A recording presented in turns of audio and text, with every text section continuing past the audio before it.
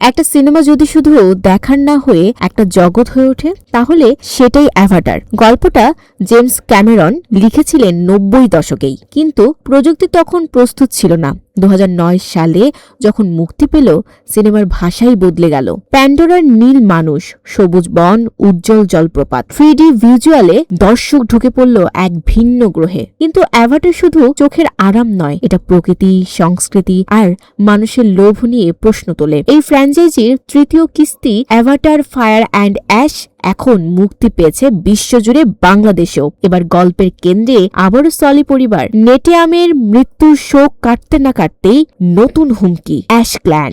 James Cameron বলছেন এবার নাভিদের শুধু ভালো দিক নয়, তাদের অন্ধকার দিকও দেখানো হবে। আগুন এখানে রাগ আর ঘৃণার প্রতীক, আর ছাই শোক আর ক্ষতির। ভিজুয়াল আগের মতোই দুর্দান্ত। $400 মিলিয়ন বাজেট সেটাই বোঝায়। তবে সমালোচকদের মতে আবেগের জায়গায় সিনেমাটি আগের মতো গভীর নয়। Desk report, news flash 71।